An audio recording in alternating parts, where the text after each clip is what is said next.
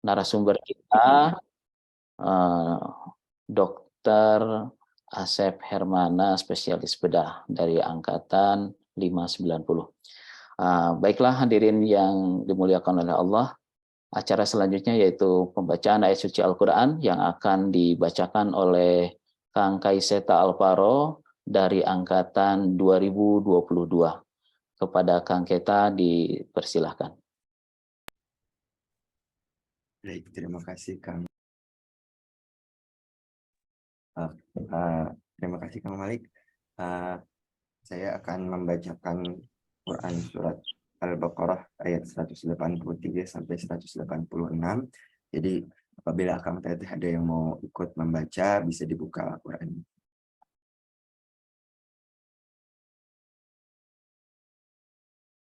أعوذ بالله من الشيطان الرجيم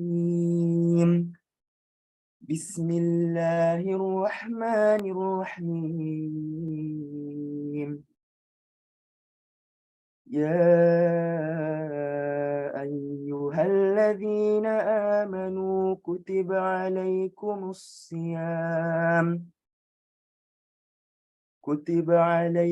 الصيام كما كتب على الذين من قبلكم لعلكم تتقون أياما معدودات فمن كان منكم مريضا أو على سفر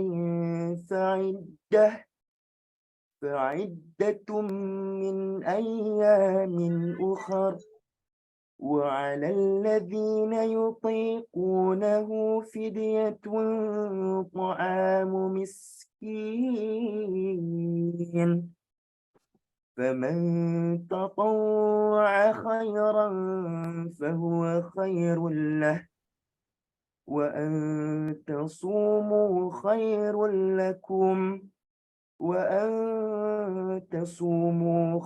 لكم إن كنتم تعلمون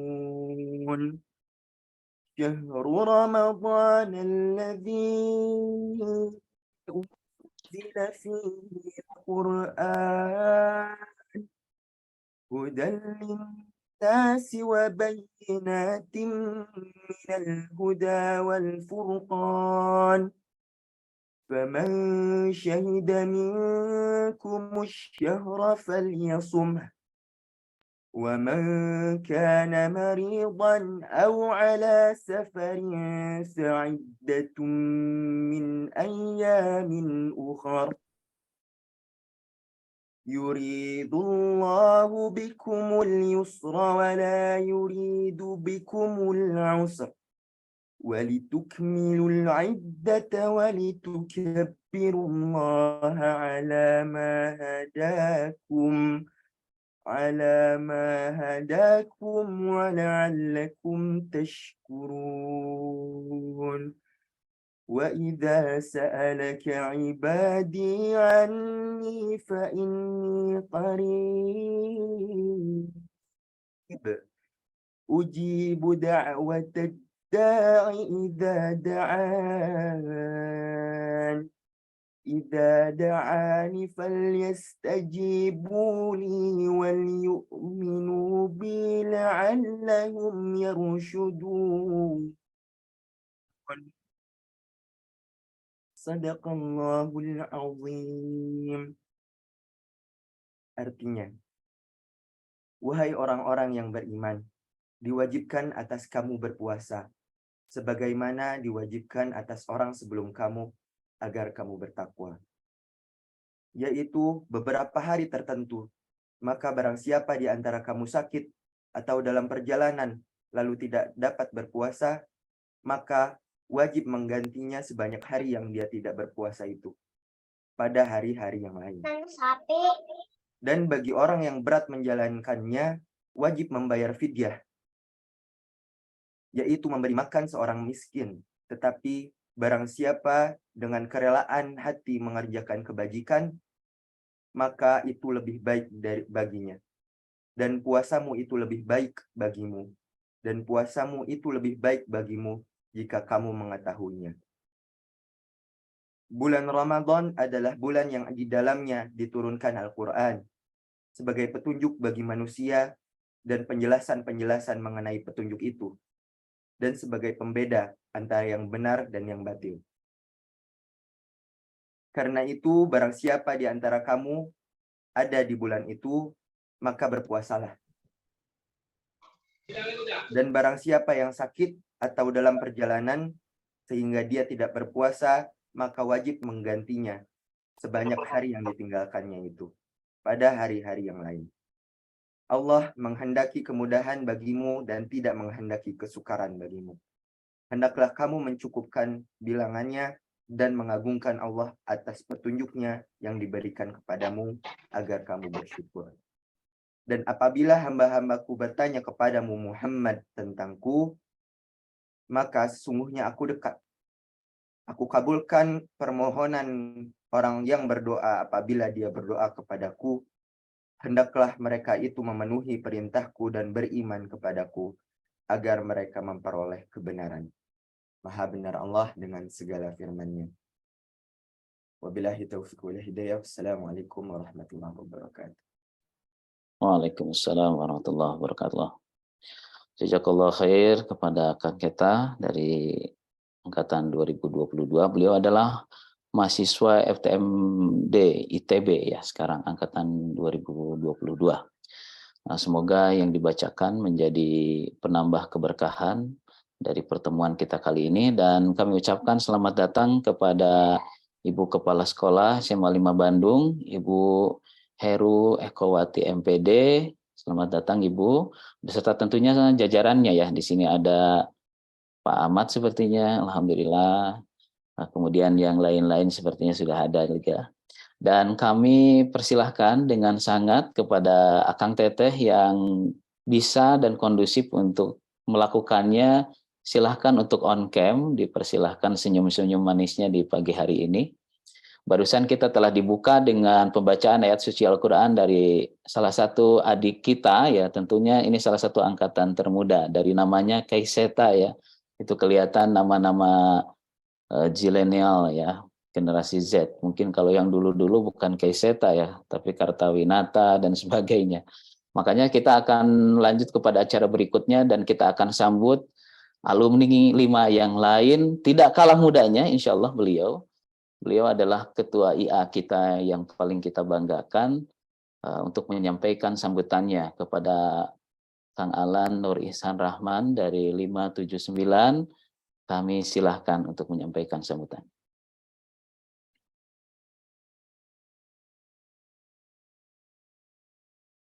Sepertinya masih mute, Kang.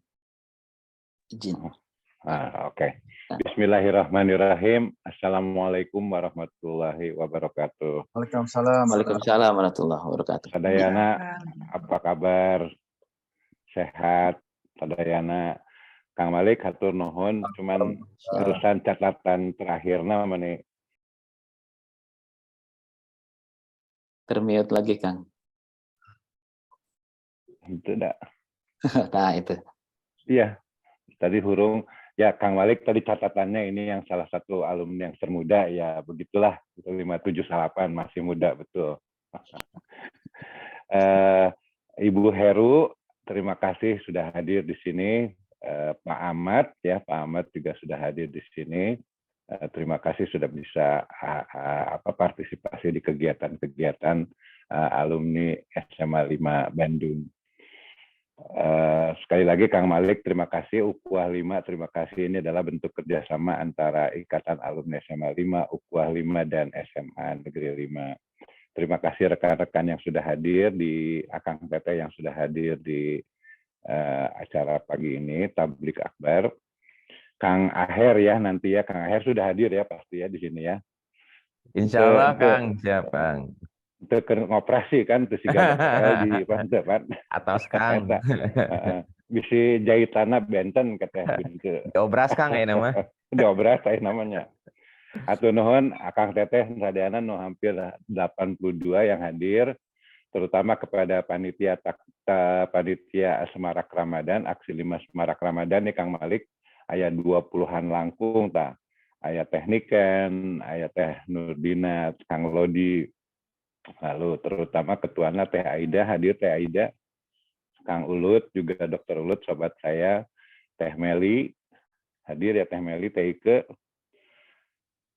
Sadayana, terima kasih sudah bisa partisipasi. Alhamdulillah, seperti salah satu tujuan dari Ikatan Alumni 5 adalah kita 3 pilar, dan alhamdulillah kerjasama dengan SMA 5 juga sudah berjalan dengan baik. Ikatan Alumni ikut juga berpartisipasi dalam pembangunan masjid SMA 5, SMA 3. Lalu juga kemarin tiap tahun kita mengadakan acara Semarak Ramadan, ya insya Allah tahun ini seperti tadi Kang Malik sampaikan, kita sampai 110 ya Kang Malik ya, tahun ini ya, 110. Betul, Kang. Dan kemarin beberapa sudah dibagi-bagikan oleh Kang Primel, Kang Adit, Kang Daus, jalan-jalan di Bandung macet-macet. Nyugun di Hapunten, sadayana saya tidak bisa hadir karena saya kebetulan lagi ada tugas yang juga rada penting ini untuk untuk Indonesia ya, untuk Indonesia karena saya di bidang ketahanan energi. Sekali lagi Hapunten tidak bisa hadir. Mangga Kang Malik acaranya dilanjutkan. Saya bangga, saya terima kasih walaupun tidak hadir, tapi rekan-rekan terutama Ketua Bu Teh Aida sareng Kang Ulut, terima kasih sudah partisipasi. Kitu jangan panjang-panjang kayak nanti Kang Aher nu tugasnya Kang Malik. Mangga hatur nuhun semuanya, terima kasih. Billahi taufiq wal hidayah. Wassalamualaikum warahmatullahi wabarakatuh. Hatur nuhun. Waalaikumsalam warahmatullahi wabarakatuh. Izin Kang Alan, mungkin sekaligus juga ada pembukaan secara resmi mengenai acara Tablik Akbar pada hari ini. Silakan Kang. Oke. Dengan ini, dengan mengucapkan Bismillahirrahmanirrahim, saya sebagai Ketua Ikatan Alumni SMA 5 periode 2020 sampai 2023 ini menyatakan bahwa Tablik Akbar ini dinyatakan dimulai, mangga dilaksanakan dengan baik. Saya alhamdulillah ketua tugas ringan karena panitia dan pengurus lainnya turun tangan langsung semuanya. Bismillah, dengan mengucapkan Bismillahirrahmanirrahim. Bismillahirrahmanirrahim.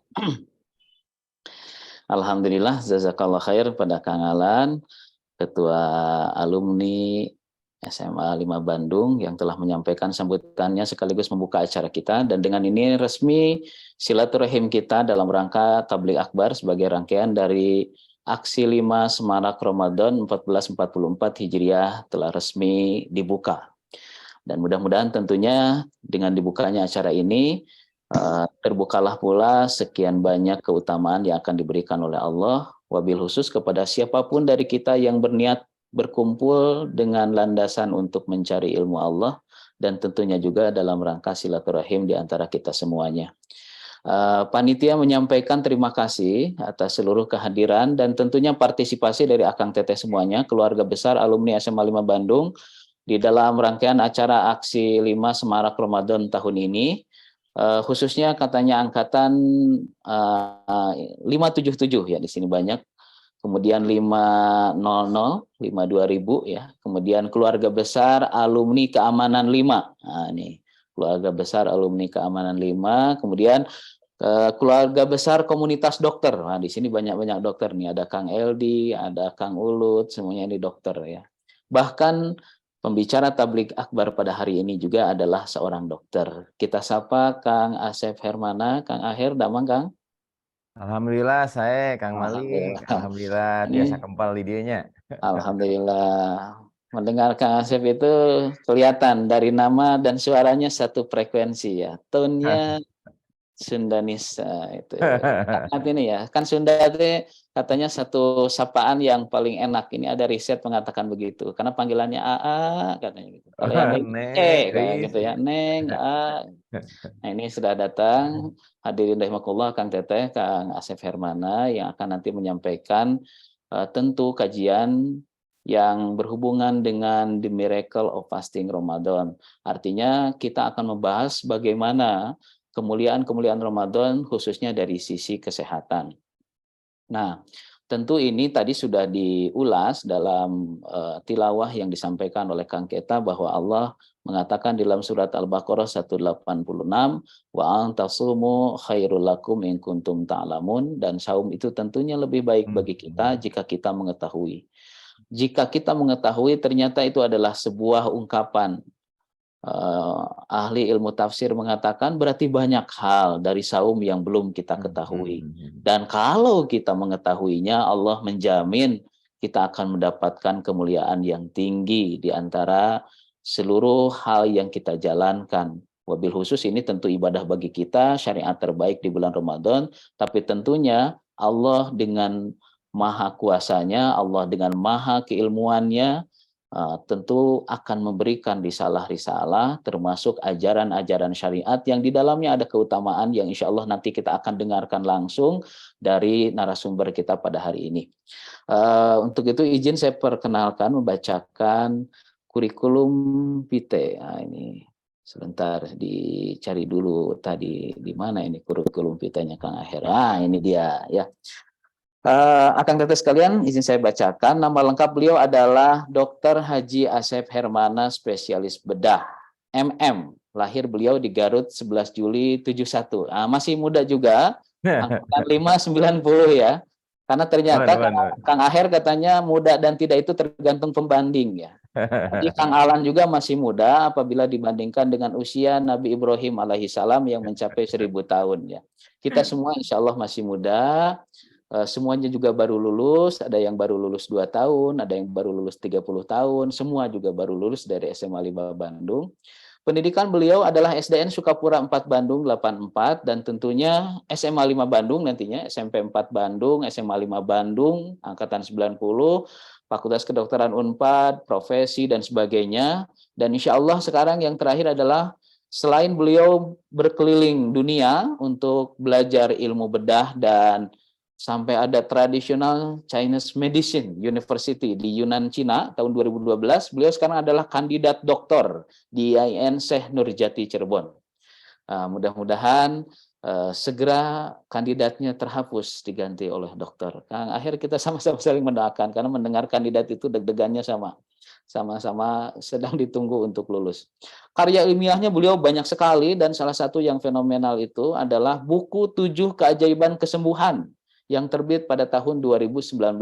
Akang Teteh, Bapak Ibu sekalian dipersilahkan untuk mencari buku itu karena di sana begitu banyak hal yang dibuka oleh Kang Aher tentang bagaimana 7 keajaiban kesembuhan. Dan pekerjaannya kali ini, aktivitas beliau sangat banyak sekali. Di antaranya adalah Direktur Utama CV Nabilah Gemilang Cipta, dokter spesialis bedah di RSUD 45. RSUD 45 ini kayaknya namanya saja semangat ini kayaknya sengaja. 45 itu menandakan semangat atau tahun berdiri Kang Akhir ini? Menandakan sejarah berdirinya. Oh, sejarah ya, kalian semangat semua. Dokter ya, semangatnya bedahnya, nyambung Sami. Oke, siap. Ngebedahnya dengan semangat 45. Beliau juga adalah Ketua Yayasan Nabilah Fitratun Nisa, kemudian owner TK Alam Al-Ghifari, RA Al-Muhlisin, owner Rumah Hitan Metro. Ini mungkin bagi siapa Akang Teteh yang mau di Hitan yang kedua kali, beliau adalah owner Rumah Hitan dan katanya bagi angkatan 590 kata beliau, bagi yang mau Hitan dapat diskon khusus ya. Insyaallah. Owner Metro Estetik Klinik. Waduh, luar biasa. Ini berarti ini Kang Aher kemarin angkatan 599 mengadakan buka bersama. Itu unik-unik di apa namanya di pesanan makanannya, tanpa gula, tanpa nasi. Wah, semua sudah mungkin memperhatikan kesehatan. Ini Kang Asep punya estetik klinik. Nah, ini Klinik Utama Metro Kulina juga beliau sebagai owner, Klinik Utama Salsa Diagnostik, Apotek Metro dan sebagainya. Tentunya beliau adalah peneliti studi kedokteran Islam di Darut Tauhid Bandung sampai sekarang dan Direktur Utama PT MQ Apiat Indonesia Darut Tauhid Bandung tahun 2022 sampai sekarang dan trainer Advanced Circumcision teknik sampai dengan sekarang. Pengalamannya juga banyak, salah satunya adalah beliau adalah sekarang Ketua ID Kabupaten Kuningan periode 2022 sampai 2025. Baiklah Akang Teteh dan hadirin rahimakumullah. Saya kira begitu banyak yang telah ditorehkan karya dari alumni kita, Kang Aher ini. Kalau kita bilang tentu beliau bukan malang melintang di dunia kesehatan, tapi justru mujur melintang di dunia kesehatan.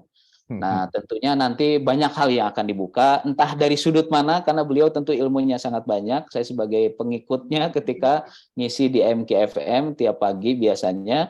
Nah, tentu kita akan mendapatkan hikmah yang sangat banyak, dan semoga ini menjadi pelengkap di ujung-ujung Ramadan yang tinggal sekian hari lagi. Kepada Kang Aher, mangga Kang dipersilahkan untuk menyampaikan materi ini. Hatur nuhun Kang Malik. Bismillahirrahmanirrahim. Assalamualaikum warahmatullahi wabarakatuh. Waalaikumsalam. Alhamdulillah, alhamdulillahilladzi anzala sakinah fi qulubil mu'minin liyazdadu imanan ma imanihim. Asyhadu an la ilaha illallah wa asyhadu anna Muhammadur Rasulullah. Allahumma sholli ala Muhammad wa ali Muhammad la nabiyya ba'da. Langkung dipayun simkuring ngahanturkeun nuhun Kakang Alan. Oge aya pun lanceuk Kang Rudi Ulut, aya Teteh Abdi Teh Ike gitu nya. Terus aya ge senior-senior abdi seueur dieu, aya Dokter Farhan, aya Dokter Irma begitu ya. Kemudian saya aturkan juga terima kasih kepada Ibu Kepala Ibu Heru Ekawati ya. Alhamdulillah. Kemudian juga adik kita terbaru nih angkatan zilenial ya, kita. Ya. Laras Kang Malik, kalau jadul ngaranna teh Asep, Ujang gitu ya. Eis, Neng gitu. Ayeuna mah enggak ada di SMA 5 cigana namina Asepnya. Bu Heru. Ada ya, ada. Masih aya seueur Kang. Oh, gitu stok. Guru. Masih aya. Oh, alhamdulillah stok pangitunya. Alhamdulillah. Leres. Mudah-mudahan tiasa aya panerasnanya. Alhamdulillah di siang hari ini sebetulnya bukan untuk mengisi ya, mungkin hanya sharing saja dari beberapa kajian yang mungkin sehari-hari dilakukan. Kemudian juga mudah-mudahan sedikit kajian ini bisa menjadi tambah semangat, tambah yakinnya bagaimana saum Ramadan itu mempunyai dampak yang signifikan begitu ya. Nah, Ibu, Bapak, Akang, Teteh semua, kita telah diingatkan kurang lebih tahun 2012 yang lalu ya tentang terapi. Karena ini sudah masuk ke bagian dari terapi ya. Tentang salah satu terapi yang ternyata berdampak positif signifikan bisa mengatur kadar lemak di dalam darah. Mungkin kata bahasa kita mungkin menurunkan kolesterol, menurunkan trigliserida, dan ini ada korelasinya dengan penurunan penyakit stroke, penyakit jantung atau penyakit kardiovaskuler. Nah, metode terapi ini berkembang sebetulnya sudah ratusan tahun yang lalu ya. Tapi tatkala dipopulerkan oleh seorang wartawan ya, wartawan itu jurnalis dari BBC London ya, Michael Mosley namanya itu, yang beliau juga mengarang 2 buku ya, bukunya bestseller saat itu, Eat Fast, kemudian yang satu lagi Eat Fast, kemudian Live Longer, jadi makan yang cepat, hidup lebih lama. Dan buku yang keduanya adalah The Fast Diet. Buku ini fenomenal tahun 2012 ya. Tahun 2012. Ya, salah satu yang termaktub di sana itu kemudian diteliti lagi oleh peneliti dari Cina ya, Dr. Jason Fang 2016. Beliau juga membuat buku yang sangat populer. Judulnya itu kalau nggak salah The Obesity Code. Nah, ternyata kalau kita perhatikan metode terapi yang saya sebutkan tadi, itu juga masuk ke Indonesia. Kurang lebih masuk ke Indonesia itu tahun 2018 dan populer di Indonesia juga sama. Jadi karena terapi ini telah terbukti bisa menurunkan kadar lemak dalam darah, kemudian juga menurunkan resiko berbagai macam penyakit jantung, stroke begitu ya. Ternyata ini juga populer di Indonesia. 2018 kalau saya lihat datanya ya. Terapi apa itu? Itulah yang disebut dengan intermittent fasting. Jadi puasa yang terputus. puasa yang tidak lanjut dan tidak nyambung ke hari berikutnya. Intermittent fasting. Jadi kajian tentang intermittent fasting ini sangat banyak dengan jurnal-jurnal yang memang sudah terindeks Scopus ya, sahabat-sahabat semua. Artinya memang bukan suatu hal yang sederhana dan ternyata kemanfaatannya itu luar biasa dalam mengurangi resiko penyakit kardiovaskuler atau jantung dan pembuluh darah. Nah, intermittent fasting itu polanya macam-macam. Yang paling terkenal dan yang paling banyak dilakukan di dunia adalah dengan pola 16-8. Jadi 16-8 itu maksudnya 16 jam puasa dan 8 jam itu tidak puasa.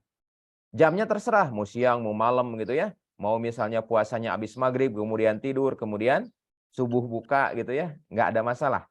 Ya itulah disebut dengan intermittent fasting. Sampai saat ini menjadi salah satu bagian terapi untuk menurunkan resiko penyakit kardiovaskuler.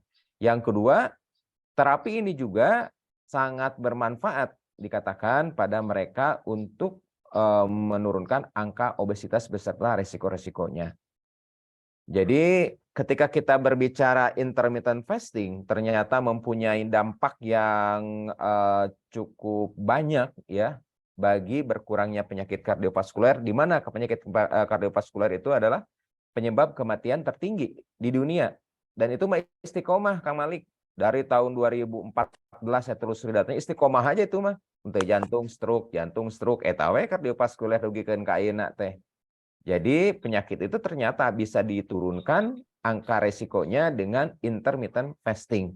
Nah, sebetulnya intermittent fasting itu bagi orang Islam bukan suatu hal yang baru.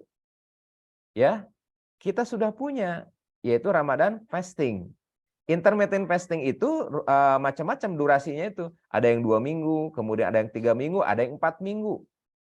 Nah, kalau kita lihat dari perbandingan lamanya melakukan intermittent fasting itu, ternyata yang bermakna itu adalah intermittent fasting yang dilakukan minimal 28 hari.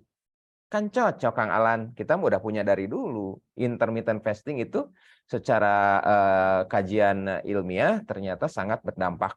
Ya. Jadi kalau kita lihat bentuknya mungkin seperti ini. Ya. Ini beberapa riset ya mengatakan ya 4 minggu tuh Kang Alan. 4 minggu di sini juga sama. Ada beberapa hasil yang sudah dirangkum di antaranya ya dia mempunyai peningkatan serum anti kanker. Kemudian juga bisa memperbaiki DNA, rangkaian protein nukleotida, basa nukleotida. Di mana kerusakan dari DNA ini akan mempengaruhi terhadap bagaimana tubuh itu untuk menghasilkan sel yang serupa ataukah sel yang bermasalah ya. Dan kaitannya sama tuh dengan insulin, juga ini lebih sensitif. Kemudian juga bisa menurunkan berat badan, body mass index juga menurun dan lain sebagainya.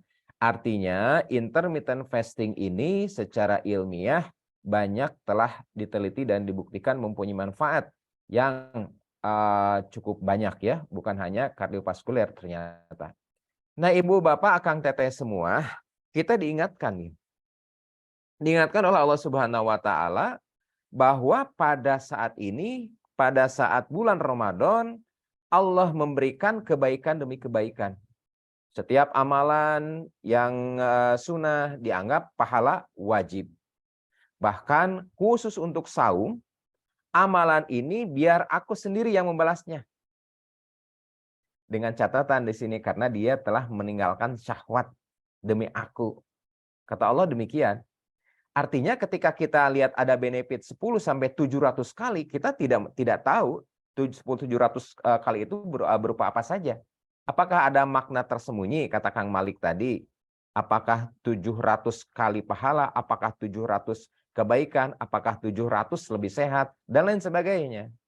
Kita tidak tahu ya karena ini disembunyikan oleh Allah Subhanahu wa taala. Mungkin nanti buat ini Kang, surprise buat kita ya. Mudah-mudahan abu surganya Kang. Ajak-ajak ulah seangkatan we diajak abu surga teh Kang. Ya. Jadi ini surprise dari Allah. Ketika kita memahami sebuah hadis ataupun misalnya ayat-ayat Al-Quran, maka penafsiran itu bisa juga penafsiran yang tekstual ataupun kontekstual. Ya. Tetapi Allah juga mengingatkan nih melalui nabinya, Nabi SAW. Ternyata yang puasa itu juga dikatakan banyak yang hanya mendapatkan lapar dan haus. Artinya ini warning bagi kita. Yen puasa tuh ada manfaat, ada benefit, tetapi ada juga bahkan dikatakan banyak yang dapatnya cuma lapar dan haus aja. Sehingga warning ini menjadi perhatian bagi kita, apa yang boleh, apa yang harus, dan apa yang tidak boleh, begitu ya. Agar peringatan ini bisa menjadi salah satu wasilah munculnya kebaikan yang 10-700 TA, Kang. Ya. Kemudian juga dikuatkan. Apa sih kira-kira yang banyak yang gagal itu, yang tidak sesuai dengan tujuan itu, tidak sesuai dengan manhajnya itu? Nah, dikatakan di sini, ternyata saum itu bukan hanya menahan makan dan minum, tetapi ada unsur lain. Ya, dari apa? Dari unsur kejiwaan. Bagaimana ketika kita bisa mengendalikan emosi ketika saum, itulah didikannya. Artinya nanti kita coba bahas dari sisi sistem kendali tubuh yang dikendalikan otak melalui dua ya, sistem saraf dan sistem hormonal. Betulkah nanti saum itu akan berpengaruh? Artinya Ibu Bapak semua di sini Allah mengingatkan kepada kita banyak yang hanya mendapatkan haus dan lapar saja, banyak kata-katanya ya. Kemudian juga banyak kebaikan di antaranya 10-700 kali, tapi banyak yang rugi juga. Di sini Allah telah memberikan bocoran. Nih, artinya ketika kita secara fisik lapar dan haus saja, di sini ternyata ada unsur lain. Ada unsur kejiwaan. Bukan hanya unsur fisik. Jadi ketika saum itu ternyata ada unsur fisiknya juga, ada unsur ruhiyahnya juga. Kalau kita pahami dari rangkaian hadis yang saya sampaikan tadi, ya. Kemudian ini sebagai kristalisasi dari beberapa kajian dari beberapa hadis tentang saum, ya. Di dalam kitab Ihya Ulumuddin, nah Kang Malik, pertama kali saya baca Ihya Ulumuddin itu di DKM Nurul Homsah, gitu ya. Karena waktu SMP itu saya senangnya baca-baca buku tentang motivasi. Pasti apalah Kang Malik Maya sebagai motivator. Saya baca waktu SMP itu How to Positive Thinking, karya dari Napoleon Hill. Ketika SMP tuh dengan bangga saya bawa tuh ke musola. Ternyata senior saya senior saya angkatan 89. Itu mah nggak ada apa-apanya katanya. Nih bukunya lebih bagus. Saya baca itu. Ihya Ulumuddin sama Minhajul Abidin. Wah, dua buku itu betul-betul jelek dibandingkan dengan bukunya Napoleon Hill. Satu lagi Dale Carnegie. Ya, Dale Carnegie. Jadi waktu SMP saya senangnya buku-buku itu, begitu ya. Tapi ternyata setelah SMA dikasih itu oleh senior di Musola Nurul Homsah. Ada musolana keneh teh Kang Malik. Ayah Kang masih segi 5 abdi ninggal. Oh, masih segi 5 ya, mun segi dihandap. 3 mah ngalih ka palih kulonnya. Siap. Ya. Bro, ini salah sah Ya. kalau ketiga mah. Ya, betulnya. Baik. Jadi Al-Ghazali mengkristalisasi jenis-jenis saum itu menjadi 3 tingkatan. Ini pasti sudah paham semua teman-teman ya. Saum yang paling rendah ini yang dikatakan banyak. Dampaknya apa? Hanya perut. Dampaknya itu tidak mempunyai dampak perbaikan pada sistem atau pada domain psikis. Jadi saumul awam, saum yang paling rendah. Begitu ya. Ini ulah diingatkan sama Allah. Yang kedua adalah, nih ada kesertaan ternyata.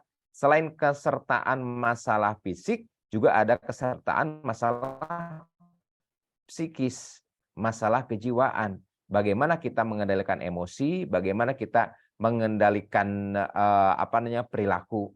Nah, saum yang paling tinggi adalah dia sudah melibatkan fisik, melibatkan aspek psikis, dan melibatkan unsur kolbiyah di sini. Ini saum yang paling tinggi. Pertanyaannya, kita yang mana? Kadang 3, kadang 2, begitu ya. 1, mungkin jarang pisan. Jadi ibu bapak semua, ketika kita ingin mempunyai benefit dari saum, maka saumnya pun harus ada tentunya, ada ketentuannya.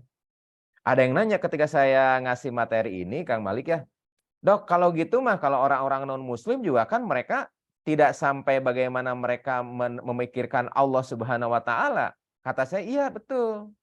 Mereka hanya sampai rata-rata sampai sini. Ya, mereka juga mengendalikan emosi, mereka juga mengendalikan pikiran, mereka juga mengendalikan tangan dan sebagainya. Apakah dapat benefitnya? Ada. Buktinya itu intermittent fasting bukan orang muslim yang menemukan. Ya, orang Inggris dan orang China yang menemukan. Ya. Jadi sebetulnya kita mempunyai satu tahap yang lebih unggul ini, ya. Unsur jasad, unsur ruh, unsur jasad, unsur fisik dan unsur qalbiyah yang ada di sini. Jadi ketika kita ingin puasa itu ada benefitnya, maka kalau misalnya hanya yang ketiga nih, Kang Malik, saumul awam ini memang tidak akan banyak berdampak. Ada sebuah penelitian yang saya ingat terus tuh. Walaupun ini saya baca itu tahun 2017, penelitiannya udah lama, dilakukan di Cairo University, bukan Al-Azhar, Cairo University. Jadi di sana itu ada penelitian dengan membandingkan ya orang yang tidak makan karena kelaparan dan orang yang tidak makan karena saum. Yang bagusnya penelitian ini dilakukan intervensi dengan menggunakan endoskopi, pakai kamera ke dalam lambung. Nah, ternyata pada orang yang tidak makan, tidak minum karena dia melakukan saum, terdapat perbedaan permukaan lambung atau permukaan mukosa dari lambung. Pada orang yang kelaparan sama tidak makan, tetapi di sana banyak ditemukan bercak-bercak pendarahan dan bercak-bercak peradangan. Dan ini tidak ditemukan pada mereka yang saum. Sama tidak makan, tapi dampaknya beda. Ya, kira-kira dari mana? Nah, ini juga saya pernah buat tulisan. Saat itu saya ingat tuh dosen filsafat saya namanya Prof. Makmuri Soekarno. Beliau peneliti di LIPI begitu ya. Coba Pak Dokter bikin suatu riset. Apa kaitannya katanya niat ya, kaitannya niat dengan yang terjadi pada tubuh. Saya bongkar tuh ya tahun 2018 ya, beberapa penelitian saya cari begitu. Ternyata niat itu sangat ngaruh teman-teman, bro, sis. Puntennya asal budak ngorade Kang Malik. Niat itu sangat ngaruh. Ngaruh terhadap apa? Pertama, ketika kita meniatkan sesuatu, contoh misalnya niat mau ngambil handphone. Filing data di otak itu automatically akan ngumpul tentang handphone. Oh, handphone saya warnanya ini, kemudian juga kemarin ternyata lagi dicas, kemudian baterainya habis, saya nyimpen kalau nggak salah di bawah lemari. Automatically filing data kumpul di otak dalam bidang pemikiran. Jadi data-data nggak rumpul. Apakah kita nyadar? Enggak tuh. Jadi dengan niat ternyata tidak simpel teman-teman. Ya, dengan niat juga kalau kita perhatikan juga selain filing data, yang kedua nih aspek regulasi yang berpengaruh. Bagaimana sistem hormonal, bagaimana sistem saraf itu akan fokus kepada yang diniatkan. Ketika misalnya saya niatnya untuk mencari cakwe, misalnya ya sore-sore, pasti akan terjadi filing data. Cakwe itu bukan di restoran, cakwe itu jualnya di gerobak. Cakwe itu pasti gerobaknya itu ada tempat penggorengannya, filing data tuh di kita itu di otak. Nah, sistem regulasi itu ikutan. Nih, berarti apa? Mata sensitif terhadap cakwe. Cekang Malik mah cacakweun. Sensitif. Wah, itu dading eta mirip-mirip. Oh itu mah sosis beda deui. Jadi, filing data itu kemudian akan memerintahkan pada sistem regulasi. Kaki melangkahnya nggak akan ke mall, nggak akan ke supermarket. Kemana? Ke kaki 5. Ya, demikian juga dengan indera yang lain. Penciuman. Wah, benar ciga nama ieu geus bau cakwe ciga nama diingsrek-ingsrek teh kitu. Sistem regulasi bekerja di sini. Ya, kemudian juga sistem hormonal. Nanti akan kita coba kenapa yang tidak makan karena kelaparan dan tidak makan karena puasa ternyata berbeda. Karena apa? Regulasi sistem hormonal juga yang akan berbeda. Jadi sistem regulasi ini melibatkan dua hal yang paling penting, yaitu sistem saraf dan sistem hormonal. Nanti mudah-mudahan di bagian akhir akan kita lihat bagaimana sistem hormonal terpengaruhi oleh Ramadan fasting ini. Jadi makin kuat niat, maka makin banyak terjadi perubahan. Makin terjadi refocusing terhadap apa yang diniatkan. Makin niat seada-adanya, ya seperti itulah pengkondisian di dalam tubuh juga seada-adanya. Jadi yang pertama, niat itu ternyata sangat ngaruh. Bahkan saya pernah baca sebuah jurnal NCBI, saya ingat betul ya, niat itu ternyata sampai pengaruh pada ekspresi gen. Jadi bagaimana gen itu menghasilkan protein, itu dipengaruhi oleh niat juga. Coba kalau kita misalnya cari ya, misalnya dengan keyword intention with misalnya metabolic regulation, atau misalnya berkaitan dengan ekspresi gen dan lain sebagainya. Nah, dari niat juga yang ketiga nih, kita akan mengatur energi. Ya. Bagaimana kalau misalnya kita niat untuk lari, maka akan terjadi pengkondisian, ya. Mungkin terjadi glikolisis, mungkin juga terjadi gluconeogenesis dan lain sebagainya. Jadi parameter saum ya yang saya temukan yang sekiranya ini bermanfaat sampai ke puncak yang ketiga, ini ada dua faktor. Yang pertama niat, yang kedua cara. Karena dengan cara yang salah juga kita akan sulit untuk menelusurinya. Dari mana kita tahu cara saum yang menyehatkan seperti apa? Nah, inilah untungnya kita. Coba Kang Alan, kalau misalnya cari ya orang tokoh di muka bumi ini, tokoh terkenal, apakah tokoh politik dan sebagainya, yang mempunyai biografi dengan lengkap siapa? Saya pernah baca tuh, yang paling lengkap katanya biografi dari Abraham Lincoln. Kang Malik punten, Abraham Lincoln itu angkatan sabaraha? 5 sabaraha? Mangga teh. Bukan kalimat sabarahannya, seangkatannya Kang Alan pokoknya namanya. Cenah biografi yang paling lengkap tokoh di dunia itu Abraham Lincoln. Saya coba cari, ternyata nggak dapat. Saya coba resumenya, ternyata ada sekitar 300 halaman katanya. Saya coba cari-cari, cing, lamun Abraham Lincoln bade tuang naon heula, teu aya, Kang. Abraham Lincoln upami bade kulem naon heula adabna teu aya, Kang. Komo deui upami Abraham Lincoln bade pipis, teu aya. Ya, nggak ada itu, Kang. Nah, hebatnya kita punya role model yang tingkat derajat kesehatannya itu tinggi. Bagaimana nggak tinggi atau tidak? Seumur hidup cuma sakit 2 kali, ya. Kemudian juara gulat, kan juara gulat itu teh. Sebelum zaman kenabian juga juara gulat beliau. Keur puasa teh Kang, perang Badar. Perang Badar teh kan sanes dina pakai joystick. Ya, sanes pakai keyboard perang Badar teh. Nganggo tombak, sareng nganggo pedang. Emang pedang teh 3 on? Henteu, Kang. Pedang itu ada yang 3 kilo, ada yang 4 kilo. Ya, saya cobain waktu di Top Cafe itu di Turki. Ya, kan gede banget itu.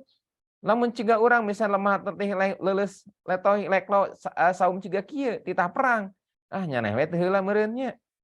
Jadi, kita punya role model yang membuktikan saum, yang membuktikan perilaku, yang membuktikan bagaimana keseharian ternyata menghasilkan derajat kesehatan yang tinggi dan kebugaran. Bukan hanya sehat, tapi bugar.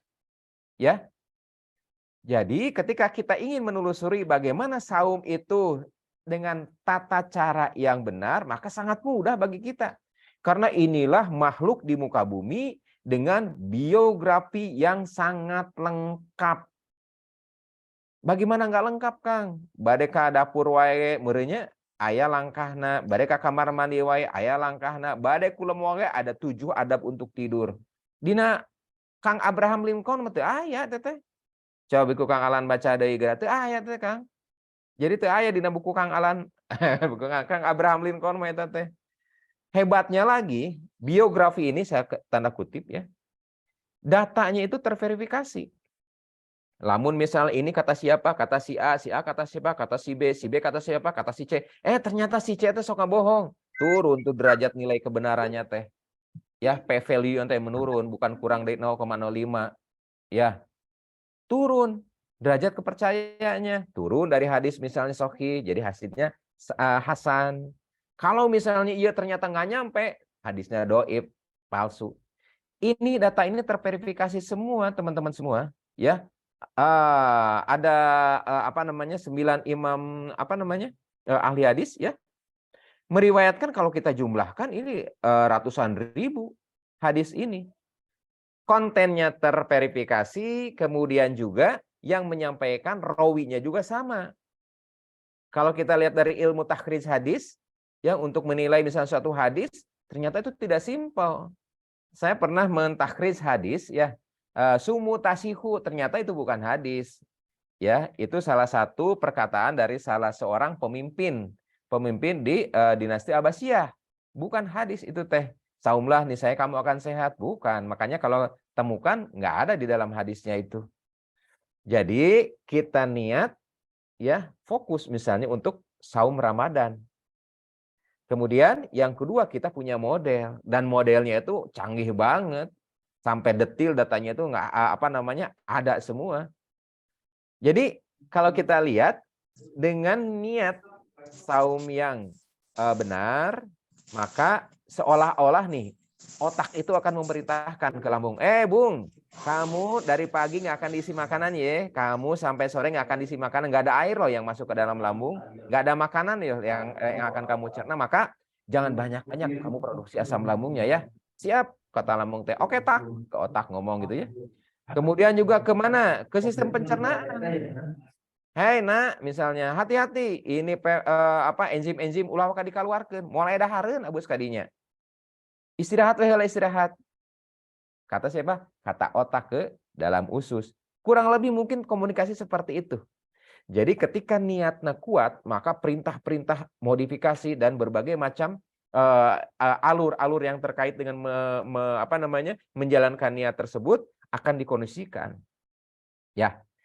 Baik, itu dari niat dan dari cara. Saya tidak akan membahas caranya di sini karena saya yakin di sini mah udah pada mafhum ya, cara saum misalnya mendahulukan mensegerakan berbuka, kemudian juga porsi makanan terbesar di makanan sahur dan lain sebagainya, begitu ya.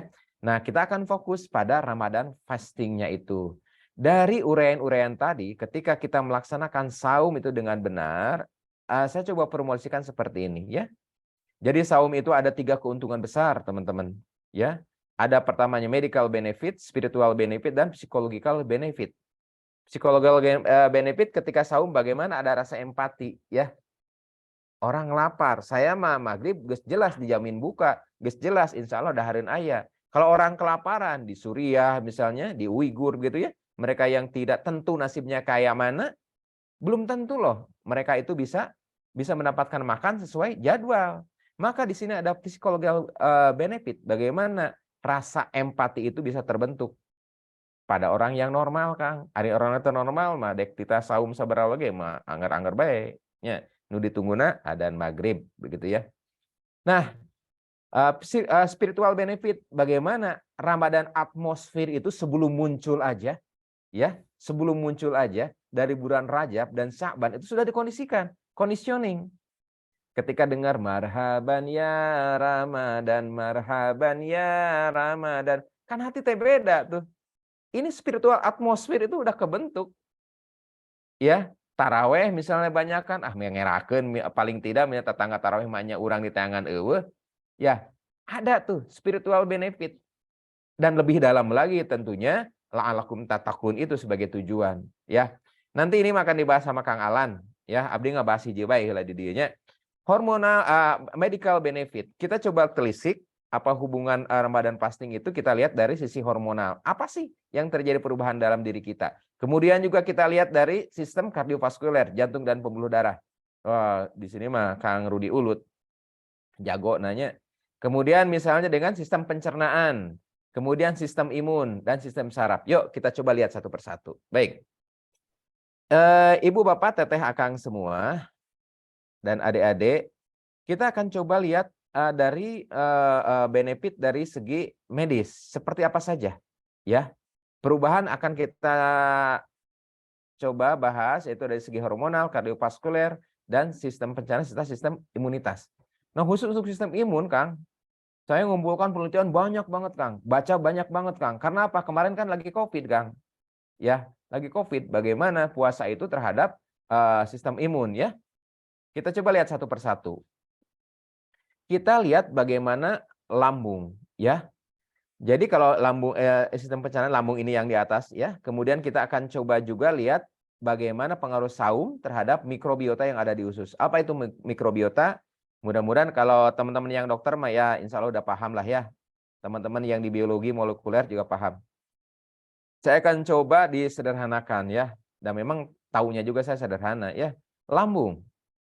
Nah, di dalam lambung ini ya banyak sekali faktor-faktor yang terkait dengan masalah psikis. Saya pernah baca satu jurnal. Ternyata penyakit gastritis atau peradangan pada lambung ada kontribusi besar 50% dari aspek psikis. Jadi penyakit karena mikiran penyakit gitulah inti nama. Ketika misalnya dia ada 3 penyakit besar dari psikiatri kan ada 3 ya. Ada stres, kemudian juga anxiety, kemudian sama depresi. Stres, cemas, depresi. Itu penyakit 3 besar ya. Ada nggak 3-tiganya Kang Malik? Tentunya, alhamdulillah. Jadi stres ini sangat berpengaruh. Makanya Allah mengingatkan tuh. Bagaimana bisa menahan ketika orang memarahi, ya itu sebetulnya mah clue bagi kita. Bagaimana kita bisa mengendalikan ego? Bagaimana kita bisa mengendalikan aspek psikis?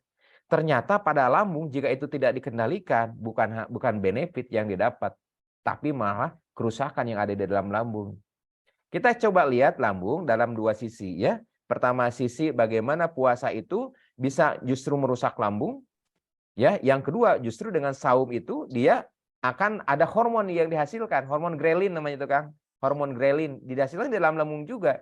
Nah, sekarang kita coba yang lihat negatifnya. Apa yang terjadi ketika kita itu stres? Ini percobaan dilakukan bukan pada manusia, ya. Percobaan ini dilakukan pada mencit. Ya. Lambungnya nih lambung berit Kang.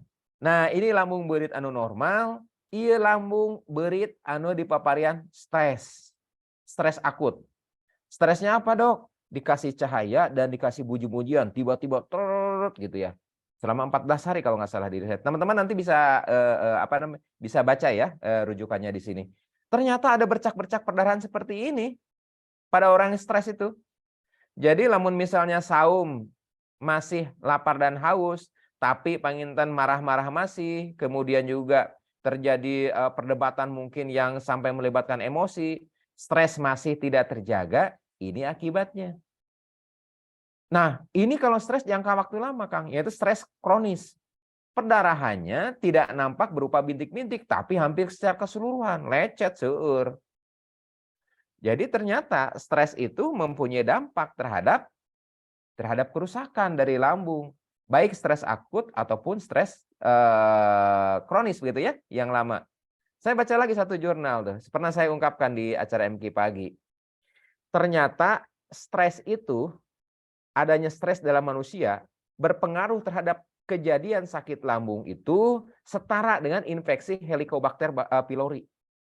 Jadi Helicobacter pylori itu satu jenis bakteri yang paling banyak menyebabkan terjadinya kerusakan di lambung dan menjadi prekursor untuk terjadinya kanker lambung. Jadi stres itu ternyata ngaruh banget terhadap apa? Terhadap lambung. Coba punten. Balik lagi coba ya. Nah, di dalam diri manusia itu ada yang disebut dengan HPA axis. Jadi ayah hubungan antara otak teh kan di dalamnya hipotalamus, ada pituitary gland, ada ginjal yang ada di belakang. Pada orang yang stres ya sederhananya akan merangsang kelenjar. Di mana kelenjarnya? Di ginjal nih, di suprarenal. Menghasilkan apa? Menghasilkan hormon kortisol dan epinefrin. Apa itu epinefrin dampaknya terhadap tubuh? Apa adrenalin dampaknya terhadap tubuh? Ketika puasa, kemudian marah-marah. Ketika tidak puasa, kemudian juga marah-marah, maka akan ada hormon yang dikeluarkan dari otak itu ke ke glandula suprarenal, ke ginjal, yang dihasilkan adrenalin. Adrenalin menyebabkan keringatan, menyebabkan nafas jadi ngos-ngosan begitu ya, menyebabkan peningkatan produksi asam lambung. Jadi lamun nuju saum tuangeun teu aya, leueteun teu aya, asam lambung kedahna ge kadarna rendah. Ieu kulantaran amek-amekan teu kabagian THR atau THR yang misalnya batur menang sabaraha, ieu menang sabaraha ngambek. terjadi pengeluaran epinefrin. Epinefrin ini bisa merangsang pengeluaran asam lambung. Jadi pantaslah kita diingatkan begitu ya. Kalau misalnya ada yang ngajak berantem nih, ada yang ngajak marah nih, ini isyarat loh. Isyarat, katakan saya sedang saum. Apakah ngajak berantem aja? Enggak, maknanya luas. Kalau memaknai tekstual, mungkin kita hanya ketika orang ada yang menghina. Kalau makna kontekstual, artinya ketika kita melibatkan emosi dalam bentuk hal yang negatif. Ya ini juga yang dihindari. Jadi ibu bapak akan kita tes semua. Dari lambung ini ternyata kita punya pelajaran penting ya. Bagaimana kita mengendalikan emosi. Kasihan lambungnya ke rumah kosong, gilingan. Ternyata asamnya naik. Ya. Yang kedua adalah manfaat Ramadan fasting ini terhadap mikrobiota. Jadi di lebet teh, di patuangan, di usus besar, eta teh seueur makhluk-makhluk Allah nu sanes. Jumlahnya sabaraha dok? Rupi-rupi. Ada yang mengatakan katanya ada 10 triliun sel bakteri, sel jamur, kemudian juga ada virus. Katanya 10 triliun. Ada lagi mengatakan sesuai dengan jumlah sel yang ada di dalam tubuh. Sel di tubuh kita itu rata-rata kalau saya baca ya variatif banget. Antara 37 triliun sampai 83 triliun sel katanya di dalam tubuh kita itu. Saya juga nggak ngitung, moal kabujang abdi ngetangna, dan saya juga terbatas. Nah, ada nih teman kita di mana di usus. Di usus itu ada sebuah peradaban, Kang. Waduh, ada sebuah negara, ya. Ada sebuah negara di usus itu. Negara itu diisi oleh penduduk yang baik dan penduduk yang jahat. Penduduk yang baik, misalnya Lactobacillus, Elkasei Sirotastren, bakteri-bakteri itulah yang akan mempunyai dampak melawan bakteri-bakteri buruk. Ya, bakteri baik itu. Dan ternyata bukan hanya efek dari kebaikan itu bukan hanya untuk melawan bakteri yang jahat. Dia juga akan berpengaruh terhadap apa? Pengaruh terhadap penghasil zat untuk transmisi saraf di otak. Sehingga ada ungkapan kan, your gut is your brain is your gut katanya. Jadi beuteung maneh otak maneh gitunya. Lamun beuteungna goreng, otakna kemungkinan goreng. Nah, gitu meureun mun disundakeun mah nya. Pun terjadi rada kasar. Lamun mastakana sae, peujitna ge sae. Lamun peujitna awon, sirahna ge butut gitu. Jadi your gut is your brain katanya. Ada pengaruh yang signifikan dari pengaturan yang ada di bakteri. Mereka itu bermasyarakat, Kang. Ada RT-nya, mungkin ada RW-nya, mungkin 2024 ada pemilihan dewan. Oke, mungkin di usus kita itu ya. Jadi ada bermasyarakat. Andai kata bermasyarakat itu terganggu, premannya lebih banyak, maka akan terganggu fungsi-fungsi lain. Mikrobiota yang ada di usus, ya. Makanya saya minum 2 tuh setiap hari. Isinya apa? Mikrobiota. Ya, saya kan nggak boleh nyebut Yakult gitu ya, nggak bolehnya nyebut merek di sini nggak boleh. Itu kan isinya sama, Elkasei Sirotastren sama Lactobacillus. Ya, orang diare sekarang nggak diobati dengan antibiotik, tapi dengan Lactobacillus. Makanya ada obat namanya Elbio. Selain Elbio juga ada serbuk itu kan, itu isinya bakteri baik untuk menumpas preman-preman jahat. Ya, nah bakteri baik itu fungsinya ini untuk memfasilitasi penyerapan, kemudian juga untuk penyempurnaan pencernaan, kemudian juga sebagai pelindung dari bakteri jahat, kemudian juga berperan dalam sistem imun untuk pertahanan kita. Nah, inilah tuh mikrobiota yang ada di dalam usus ini, Kang. Ini RT 8 RW genep, Kang, di teteh tuh seueur kieu. Ieu jumlah pemilihnya ada 380 orang tuh jumlah pemilih sahnya. Ini ada tuh di dalam usus kita. Kalau misalnya terganggu, maka akan berpengaruh juga terhadap mikrobiota ini. Lamun di kepalanya seueur stres, bad mood, kemudian juga depresi begitu. Ini juga sama, Kang. Mun pemimpin di luhur keder teh dihandapna ge sami, Kang, bikin puyeng gitu ya. Sama di daerah hayatna ge puyeng. Jadi sangat berpengaruh. Ya. Jadi kita berhutang budi itu ya pada bakteri-bakteri baik yang ada di dalam usus kita ini. Makanya dikasih THR, Kang, bakterinya, Kang, gitu ya. Nah, aduh ini saya belum edit sekali lagi nih. Jadi beberapa penelitian mengatakan bahwa ada hubungan antara mikrobiota yang ada di dalam usus itu dengan kecerdasan, ya. Jadi lamun misalnya kenapa? Karena di sana dihasilkan neurotransmitter. Neurotransmitter itu adalah suatu zat yang diperlukan oleh sistem saraf untuk menyampaikan pesan ke saraf lain. Jadi itu nyambung 3 kabel kieu, Kang, tapi regang 3 kieu. Jadi kalau misalnya proses berpikir kemudian yang nyambunginya misalnya serotoninnya itu berkurang, maka hanya sedikit data yang disampaikan. Jadi ketika serotoninnya misalnya banyak, maka ada kemungkinan proses berpikir itu bisa lebih cepat. Jadi fungsi mikrobiota ternyata sangat besar juga di sini. Suatu hal yang menarik nih, Kang. Nih, ada mikrobiota yang sekarang jadi tren. Wah, mikrobiota milenial. Siapa itu? Akkermansia municipilia. Jadi ini sanes orang Garut, Kang. Akkermansia ini, ya. Ada mikrobiota yang di dalam usus. Kalau tadi yang tren kan Lactobacillus ya, LKC Sirotastren kayak gitu ya. Ternyata ini nih ada lagi, ya. Namina teh Akkermansia mucinipilia. Akkermansia mucinipila. Berarti ieu mah angkatan sabaraha, Kang? Ya, bukan angkatan abdi lah nya, ngaran abdi mah Asep, Udin, nya. Nah, mikrobiota ini ya ternyata bermanfaat untuk pengaturan gula, Kang, gula darah. Dan ini juga mempunyai pengaruh terhadap apa? Terhadap stimulasi produksi insulin yang ada di sel beta Pulau Langenhans itu ya. Jadi intinya penelitian ini mengatakan bahwa salah satu jenis mikrobiota yang ada di dalam usus yang baik bisa mempunyai fungsi untuk perbaikan pada penyakit diabetes tipe 2 ya. Itulah inti namanya. Dongeng nama rada panjang itanya. Nah, apa kaitannya dengan saum? Ini, Kang. Ini penelitian tahun 2021, dipublish tahun 2022, ya. Penelitian. Kalau misalnya tadi kita berbicara dengan mikrobiota, kemudian juga kita berbicara dengan bakteri yang milenial, ya, Akkermansia mucinipila.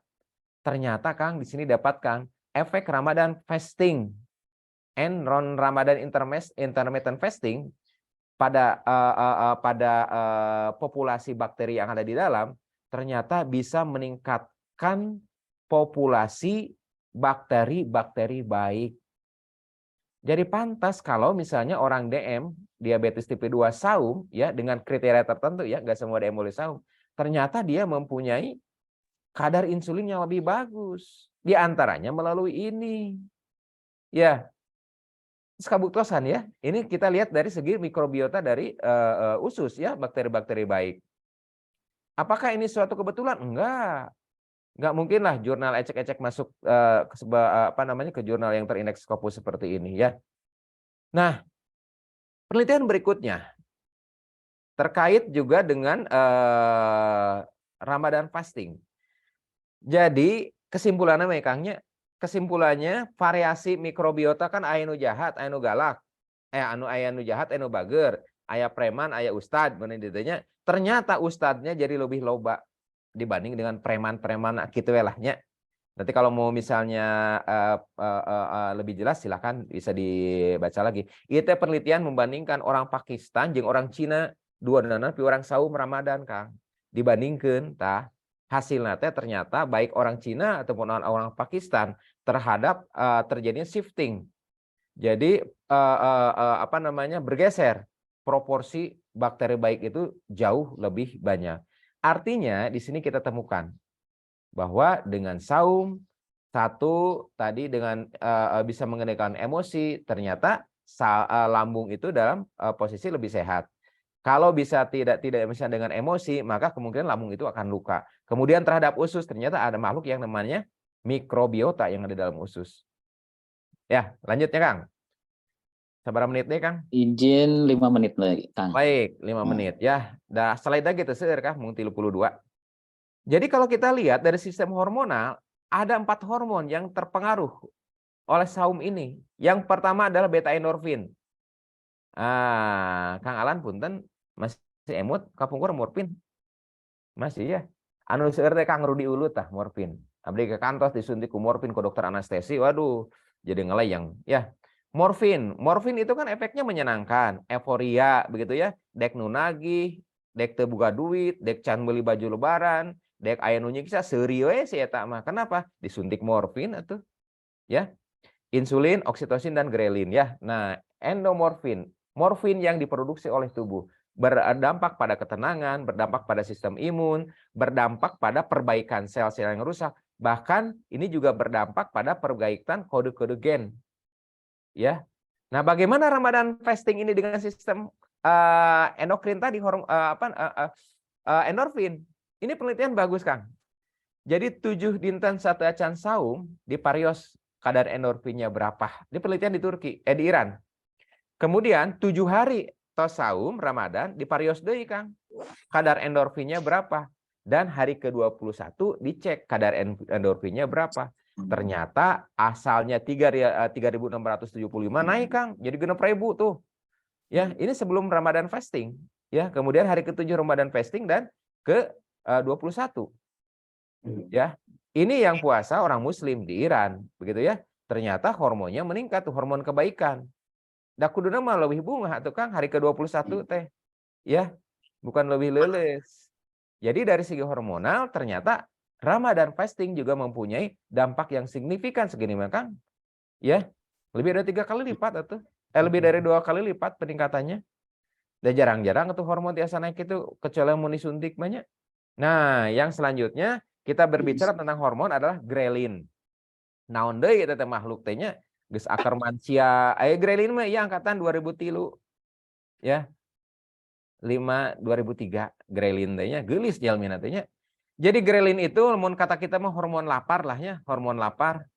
Hormon lapar itu apakah pengaruh? Ngaruh bagi kita. Karena grelin itu manfaatnya banyak, Kang. Nih, kalau misalnya saum 0 sampai 3 jam, ya, kadar leptin meningkat, kadar grelin turun. Kalau saum antara 4 sampai 24 jam, ternyata bulan? Kampung. Kumaha, Kang? Nah, pada 4 sampai 24 jam, maka kadar grelin ternyata meningkat. Ada orang saum sabaraha jam? 3 jam. Ya. Saum orang sabaraha jam? 12 jam, misalnya 12-13 jam. Berarti kita ada di tataran ini, Kang. 4 sampai 24. Hormon grelin itu naik. Kemudian jika puasana tadi hijri tadi hapus ku abdinya. Jika puasanya berlebihan lebih dari 3 hari, maka justru hormon grelin ini akan menurun.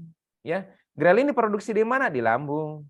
Ya, naon atuh grelin teh cenah damelna, padamelna padumukana di mana? Padumukana mah di lambung, damelna naon wae? Tah grelin teh kieu. Kahiji dia akan mempengaruhi otak untuk menstimulasi keluarnya hormon pertumbuhan. Jadi growth hormone. Atau ari Akang Alan nu tumbuh naon? Ayeuna misalnya aya perbaikan sel banyak di sana. Ada perbaikan sel-sel rusak di apa? Dimodiator juga oleh grelin. Ya, jadi kalau sederhana seperti ini. Ke atas dia merangsang growth hormone, ya. Kemudian juga dia ke kardiovaskuler, ke jantung. Dia juga bisa menurunkan tekanan darah arteri pada orang hipertensi. Kemudian juga dia bisa membentuk angiogenesis, pembentukan pembuluh-pembuluh darah pada daerah luka. Grelin juga berpengaruh pada sistem imunitas baik seluler ataupun humoral. Grelin juga mempunyai pengaturan terhadap kandungan atau reproduksi sistem. Ini dari segi hormonal yang kedua. Artinya ibu bapak, kakak teteh semua, kalau kita kaji yang segini aja ternyata banyak tuh manfaatnya. Nah, yang ketiga adalah untuk sistem imunitas. Yang ketiga yang keberapa? Pencernaan. Ya pokoknya kesekian alahnya. Da cirina orang tua teh aya 3 cenah Kang Alan. Kahiji suka lupa, anu kadua katilu poho deui tah gitu. Ciri orang tua cenanya. Tapi kan kata Kang Malik saya teh masih muda. Yang berikutnya adalah bagaimana Ramadan fasting ini mempunyai efek terhadap sistem pertahanan tubuh. Di sini sangat banyak risetnya. Ini ada sebuah jurnal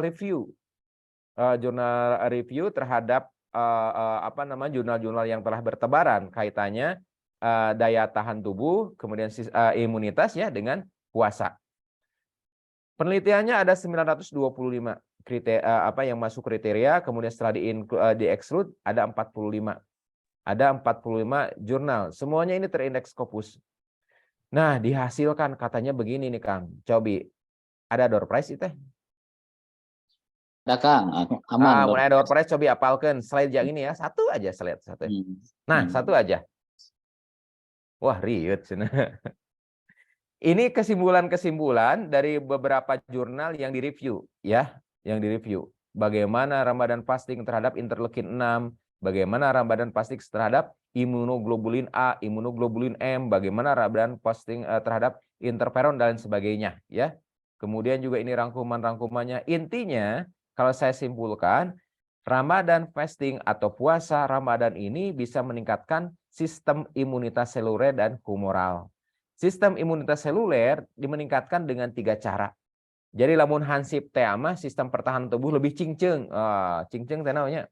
Lebih cingceng, jadi lebih waspada gitu ya sistem imun kita. Yang kedua lebih gesit. Jadi lamun aya bangsat itu tuh teu kudu dititah. Dia lebih cepat untuk menuju daerah yang sekiranya ada potensi bahaya. Potensi yang ketiga adalah dari imunitas seluler itu dia sangat mudah untuk mereplikasi diri. Jadi mentadina hansipna hiji tiasa jadi 2, tiasa jadi 4 dan sebagainya. Nah, terakhir nih Kang, 5 menit terakhir ternyata Ramadan fasting juga mempunyai manfaat terhadap sistem jantung dan pembuluh darah ya. Kalau kita lihat di sini bagaimana Ramadan fasting ini mempunyai penurunan terhadap resiko akut coronary syndrome, jantung lah kurang serangan jantungnya. Kemudian bisa juga menurunkan terjadinya heart failure atau gagal jantung gitu ya. Nah, untuk darah tinggi gimana? Penelitian ini dilakukan di UNER nih, di UNER. Mungkin nanti Teh Ike penelitian dilakukan di Unpas ya. Ramadan fasting significantly reduce systolic blood pressure. Jadi secara signifikan menurunkan tekanan darah pada mereka yang hipertensi. Nah, sebagai penutup, saumlah seperti apa yang dicontohkan Rasulullah. Ini bukan kata-kata klise. Kalau ibu bapak memahami apa yang tadi diuraikan, ya akan jelek banget bagaimana kita saum seperti apa yang dicontohkan Rasulullah SAW. Hatur nuhun Kang Alan, Kang Malik, mangga. Alhamdulillahirrahmanirrahim. Masya Allah, sabarakallah, jazakallah khair, Kang Aher. Aduh, ini pasti semuanya juga sepakat kita mendapatkan pencerahan yang luar biasa. Ternyata Kang Alan, Bu Heru, salah satu kesimpulan dari diskusi kita, alumni 5 teh pinter-pinter. Namina tiasa asep, bacaanna bahasa Inggris, ngartos, cingceungna aya, bahasa Inggrisnya keren. Alumni 5 bahasa ya. Cina Kang, Mandarin cingceung deh kan. Tiasa nyanyi deh tadi Kang Aher tiasa nyanyi. Gitu kan, Ramadan tiba gitu ya. Ramadan tiba. Ulah Ramadan tibra ya. Ramadan tiba. Kadang oge teh Kang. Kasiangnakeun mah tibra. Wah, ini lihat daging semua. Wah, alhamdulillah. Jadi tadi beberapa hal saya kira tentu ini banyak sekali ya Kang Teteh ilmu yang kita dapatkan, sulit untuk disimpulkan karena begitu sangat banyak. Tapi yang paling saya ingat tadi bahwa ternyata salah satu penyebab ada hormon stres seperti epinefrin, katanya tadi Kang Aher mencontohkan dengan sangat gamblang karena memang THR kurang. Jadi mungkin supaya tidak stres ini IA5 tolonglah untuk memberikan THR kepada anggotanya. Kang Alan tadi sudah sepakat insya Allah, nomor rekeningnya silakan dikumpulkan di panitia. Nah, jadi ini luar biasa. Sampai tadi ternyata mencit saja tadi juga ada ya, stres berpengaruh pada mencit. Ya, gitu ya. Jadi, aduh luar biasa. Ini banyak hal. Mudah-mudahan tentu ini menambah rasa kita untuk semakin jelas iman kepada Allah bahwa seluruh yang disyariatkan oleh Allah dan Rasulnya pasti yang baik dan terbaik, insya Allah. Kang Aher ada yang bertanya ini. Mengapa? Bismillah, Teh Ima 579, Rosa angkatan Kang Alan. Nah ini Kang Alan sudah siap-siap THR untuk tidak stres. Mohon izin bertanya Kang Dr. Asep, bagaimana penyebab terjadinya bocor lambung? Jazakallah khair. Itu Kang. Baik. Bocor lambung ya. Siap. Saya pernah melakukan penelitian ini terhadap 47 sampel lambung yang bocor ketika saya PPDS ya. 47 Kang, seur. 47 yang datang ke IGD RSAS dengan lambungnya bocor. Bolong itu Kang, lambung nate. Nah, kalau kita lihat dari beberapa penyebab ya, punten saya coba carikan dulu gambarnya ya. Nah, kurang lebih seperti inilah. Kalau ini gambar vektornya. Punten, sekedar.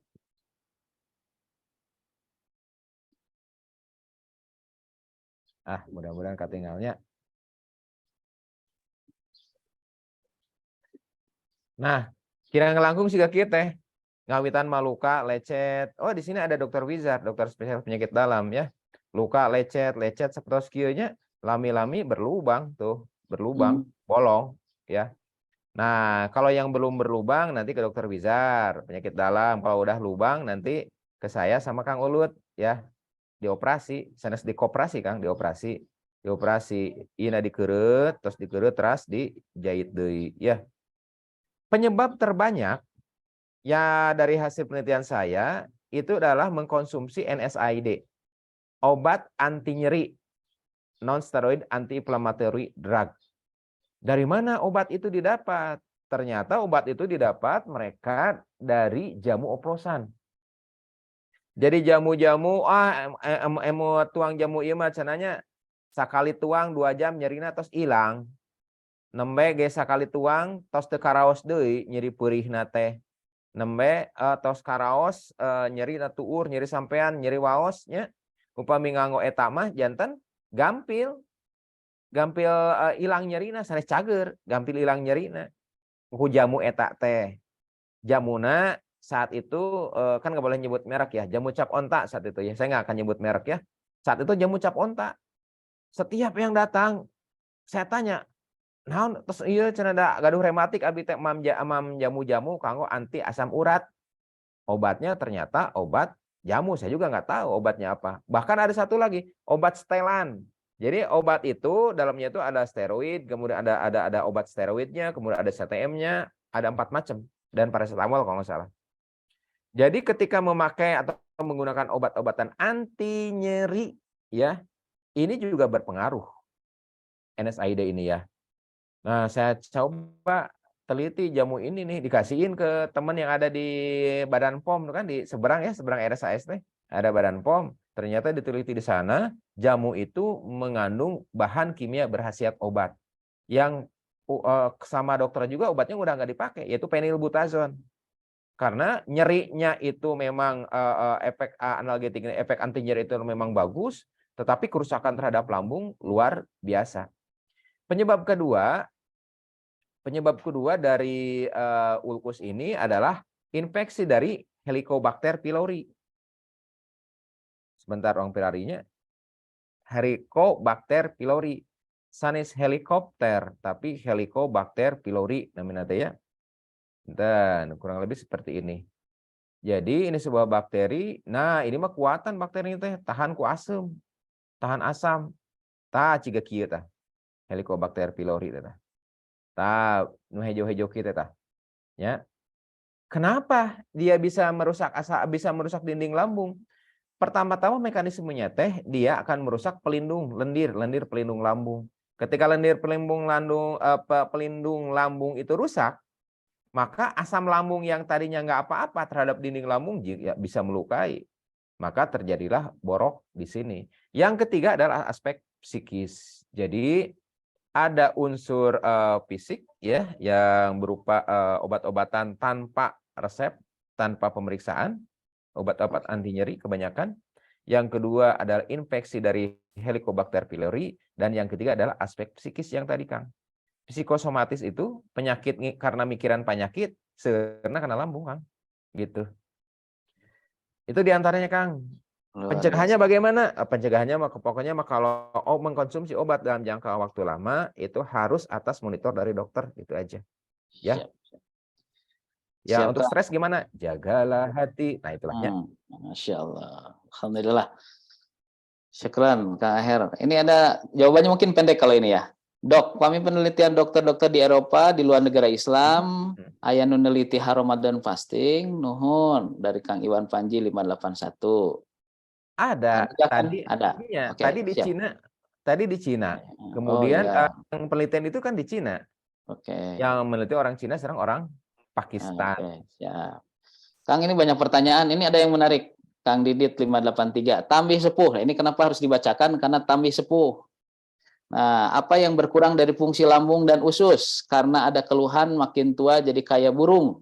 Begitu diisi langsung keluar. Apakah Oh saum iya, mencegahnya? Wah, ini bagus ya baik. dari sudut burung. Oke, siap. Ya, Silakan, Kang. ada penelitian yang dilakukan di Jepang, Kang. Penelitian pada panti jompo. Hmm. Di dinya tehnya panti jompo. Diukur kadar asam lambungnya. Diukur tuh.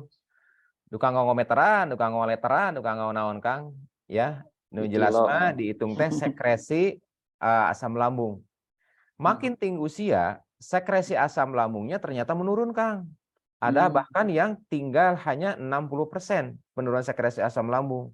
Nah, kan orang masuk ngamusuhannya, Kang, ke asam lambung nya, Kang. Kunaon ibu? Iya puguhan tos lambungna kronis Pak Dokter. Iya kunaon? Iya asam lambungna naik. Seakan-akan asam lambung teh musuh. Padahal asam lambung teh pahlawan bagi kita. Penelitian di Singapura, Kang, ketika orang habis megang troli supermarket, 1 cm perseginya itu 1 cm persegi di tangannya itu mengundang lebih dari 1 juta bakteri berbahaya. Nah, lamun orang nyagapna wal dituangkeun kadinya itu teh bonus bakteri lebet, Kang. Nah, siapa yang mereradikasi bakteri itu? Asam lambung yang sangat berjasa. Tapi da asam lambung ngebager, Kang, soleh teu pundungan. Dimusuhan angger we maneh nama istiqomah keluar ngabelaan begitu ya. Nah, ketika usia lanjut, produksi asam lambung ternyata itu menurun. Silakan Ibu Bapak kalau misalnya mau nyari ya, gastric acid volume, judulnya teh yang berkaitan dengan usia gitu ya. Usia. Penelitiannya di Jepang bagus. Nah, apa dampaknya? Logikanya gitu kan, asam lambung salah satu fungsinya adalah untuk menghancurkan, mengeradikasi kuman-kuman yang masuk. Ibaratnya asam lambung itu kayak inilah, kayak angkatan laut. Wah, itu ada bakteri banyak. Wah, langsung kata Bu Susi, tenggelamkan. Tenggelam karena asam lambung atau parah ya, Kang, asam lambung atau bakteri nate. Ada misalnya makanan lagi, ya, mengandung banyak virus. Kumaha di eradikasinya ku asam lambung. Nah, ketika asam lambung itu berkurang, otomatis berarti salah satu sistem pertahanan itu berkurang. Ya, apa itu? Sistem pertahanan non spesifik. Kenapa misalnya jadi ciga manuknya begitu tuang langsung kadinya, nah tidita langsung dibepas selangna henteu, Kang. Transitnya itu yang akan lebih sebentar atau kandungan bakteri yang lebih banyak sehingga bakteri-bakteri jahat lebih banyak, timbullah percepatan peristaltik begitu ya. Nah, kaitannya dengan usia tua, faktor lain ya mungkin dari fungsi-fungsi sistem pencernaan.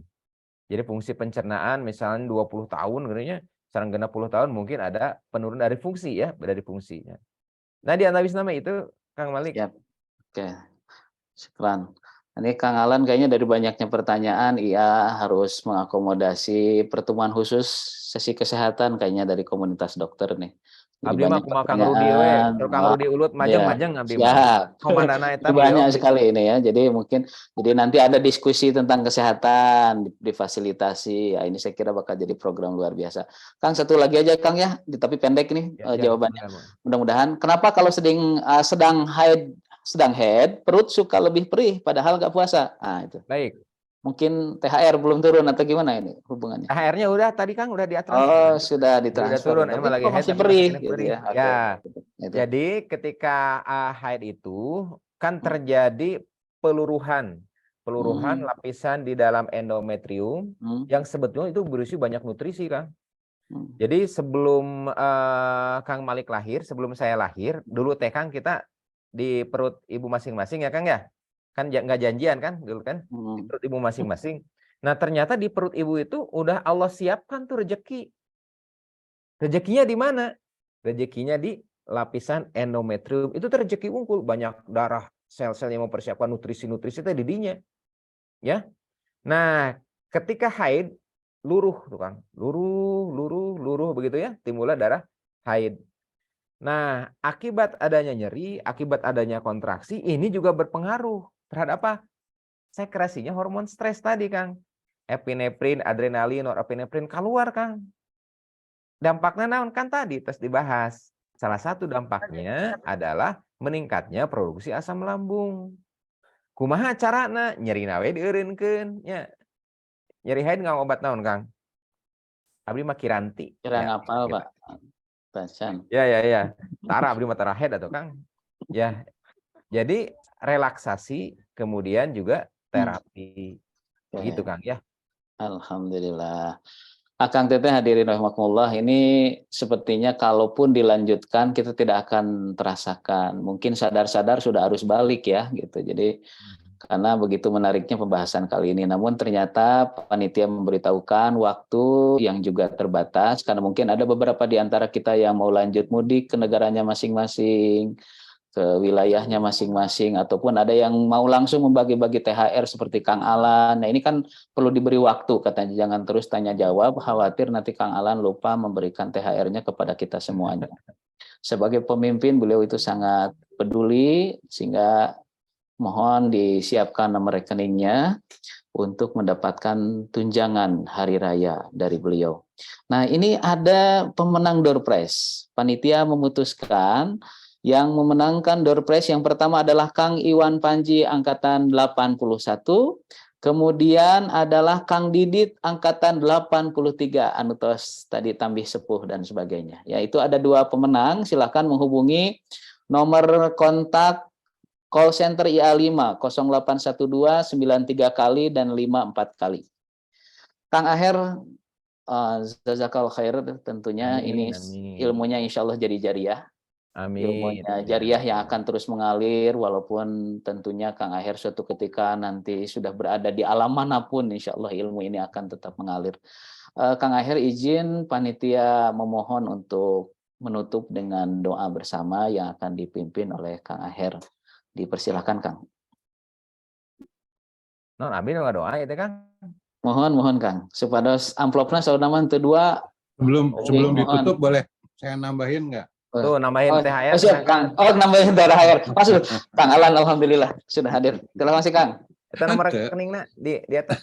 Mohon. Enggak, ini mah cuman komentar aja Kang Aher, ini materi yang betul-betul yang saya pengen dapat gitu kan.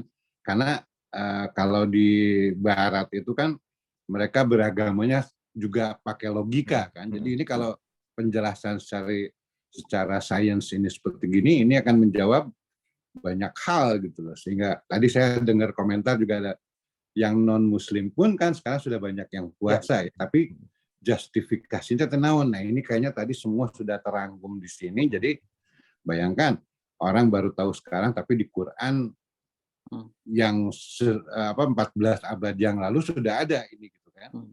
Jadi ini keren penjelasannya, betul-betul Kang Aher.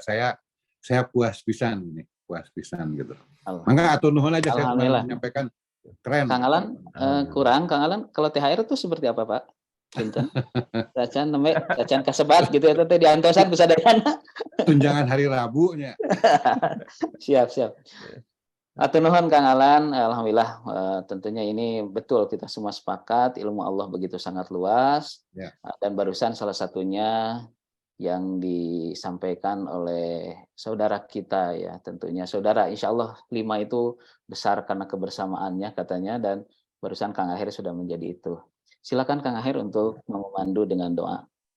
Baik Bapak Ibu semua, Akang Teteh semua, di 10 hari terakhir ini kita berdoa kepada Allah Subhanahu wa taala, semoga yang diamanahkan kepada kita untuk sampai Ramadan tahun ini kita diberikan betul-betul sesuai dengan tujuan menjadi orang yang takwa.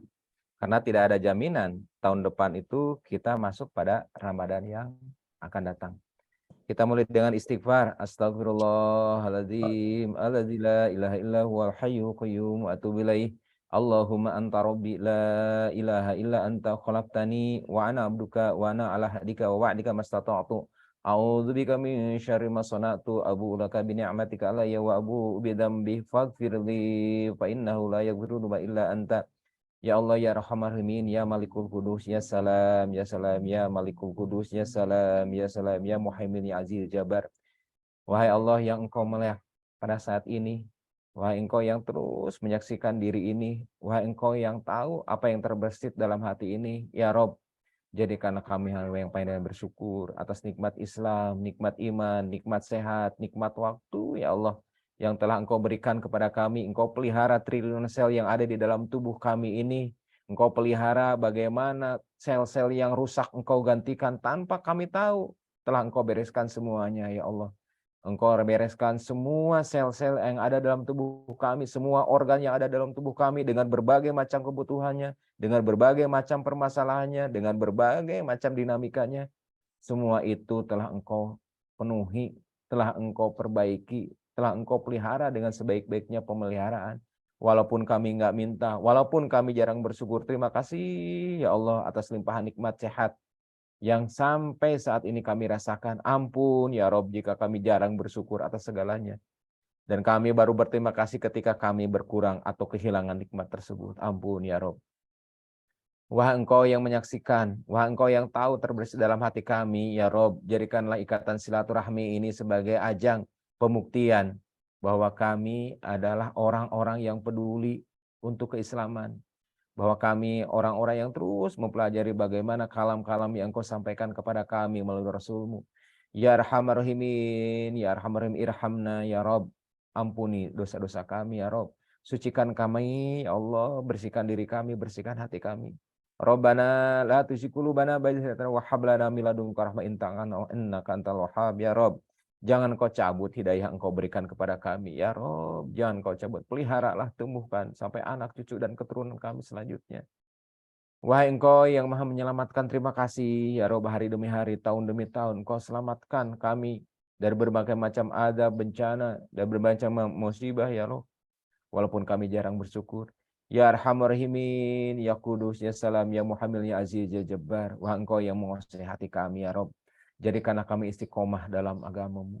Cukupkan Engkau sebagai penolong dan pelindung kami ya Allah. Hasbunallah wa ni'mal wakil, ni'mal maula wa ni'man nasyir. Hasbunallah wa ni'mal wakil, ni'mal maula wa ni'man nasyir. Ya Arhamar Rahimin, jangan jadikan Ramadan ini sebagai Ramadan terakhir bagi kami ya Rob. Kami masih rindu Ramadan.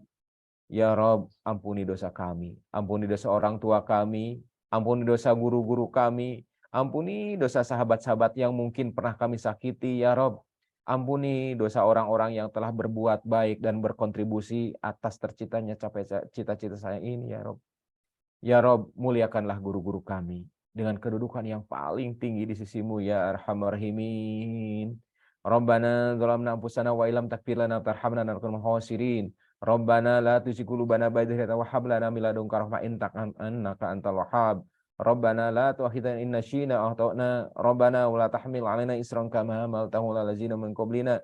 Rabbana wa la tuhammilna ma la taqata lana bih wa'fu 'anna waghfir lana warhamna anta maulana fansurna 'alal qaumil kafirin. Hasbunallahu wa ni'mal wakil, ni'mal maula wa ni'man nasyir.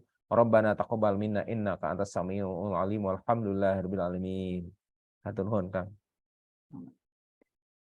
Alhamdulillahirabbil alamin, jazakallahu khairaz jaza fid dunya wal akhirah, kepada Kang Aher dan tentunya kepada seluruh Akang Teteh hadirin yang telah menyempatkan diri menghadiri majelis ilmu ini. Semoga ini menjadi saksi di yaumil akhir bahwa kita pernah berkumpul mengkaji ayat-ayat Allah, dan semoga dengannya kita diberikan syafaat di mana atau di waktu yang waktu itu mungkin sangat kesulitan kita mendapatkan pertolongan, namun dengan berkumpulnya ini mudah-mudahan kita bisa mendapatkan syafaat karena silaturahim yang telah kita lakukan. Sebelum ditutup, mohon izin Akang Teteh semuanya untuk on cam karena kita akan foto bersama ya. Silahkan untuk panitia mempersiapkan. Di sini ada sekarang udah 1.200 kurang 1.198 orang ya. Jadi saya kira akan sangat banyak sekali. Mudah-mudahan ini jadi foto keluarga yang harmonis ya di antara kita. Senyumnya tolong diperlihatkan yang terbaik. Siapa yang memimpin? Ada siapa nih? Teh Nisa atau siapa? Bagaimana nih tangannya? Siap? Oh ya. Oh, tangannya 5 katanya. Iya, Tangannya 5. Iya, Kang, Oke. tangannya Siap. 5 di depan. Tangannya 5 silakan. Akan Teteh untuk dibuka kameranya, videonya. Siap. 1, 2, 3. Oke, lanjut. Slide berikutnya, senyumnya terus. Oke. Oh, luar biasa ya. Oh, ada satu lagi katanya karena sebentar lagi Ramadan, tolong tangannya di depan semuanya disatukan. Ya. Ini siap. 1, 2, 3. Oke. Panitia, ayo. 1, 2, 3. Yang terakhir 1, 2, 3. Alhamdulillah. Oh ya, ada berita baik. Door prize tambah 1. Berarti yang akan mendapatkan adalah Teh Titim Fatimah. Mohon menghubungi call center IA5. Bapak Ibu hadirin, Akang Teteh sekalian, wabil khusus narasumber kita Kang Aher, kemudian Ketua IA Kang Alan, kemudian Ibu Kepala Sekolah SMA 5 Bandung Ibu Heru, dan tentunya seluruh panitia yang telah mempersiapkan acara ini dengan luar biasa. Semoga ini menjadi amal soleh wabil khusus bagi panitia dan tentunya bagi kita semuanya sebagai keluarga besar alumni dan Sivitas Akademika SMA 5 Bandung. Demikianlah rangkaian acara Tabligh Akbar pada hari ini. Semoga Allah membersamai kita hingga Ramadan tahun depan, dan kalaupun kita tidak bertemu di Ramadan tahun depan, mudah-mudahan Ramadan kali ini adalah Ramadan yang terbaik bagi kita, yang cukup dan memantaskan kita mendapatkan ridho dan karunia darinya, dan tentunya mudah-mudahan Ramadan ini mendekatkan kita kepada derajat takwa, yang tentunya takwa ini akan menjadi bekal terbaik kita di dunia dan di akhirat. Saya Abdul Malik Nasrullah, mohon maaf apabila ada hal yang kurang berkenan, kata-kata yang kurang pantas, kecuali kalau THR itu serius, Kang Alan, mohon dipertimbangkan, karena itu ternyata dibahas oleh Kang Aher sebagai bagian dari penghilang stres di antara kita. Salah satunya tentunya. Marilah kita tutup silaturahim kita, Tabligh Akbar, rangkaian dari Aksi 5 Semarak Ramadan 1444 Hijriah ini dengan ucapan hamdalah bersama-sama. Alhamdulillahirabbil alamin. Sampai bertemu di agenda IA5 berikutnya. Semoga Allah masih memberikan usia bagi kita semuanya. Amin. Saya tutup. Assalamualaikum warahmatullahi wabarakatuh. Waalaikumsalam. Assalamualaikum. Kang Alan, Teh Ike. Kang Malik, materina ulah hilap Kang Malik. Ya. Oh ya, mangga insyaallah kayak di selnya. Materinya Kang Aher katanya materinya ya, insyaallah. Kayak Kang Ibin kalau dipastinya. Siap. Mana-mana. Kang Aher materi nyuhun ke. Siap teh. Ike, Meli. Ya, hadir Kang Alan THR. Nomor rekening Ran. Nya ke. Mel, kirim Mel. Alan, Kang Malik, hatur nuhun. Ya, Nuhun sami Kang Ulut, hatur nuhun Kang. Hatur nuhun geus sadayana. Sami-sami. Salam. Nama bonus kontak Dokter Nisa, Teh Nisa.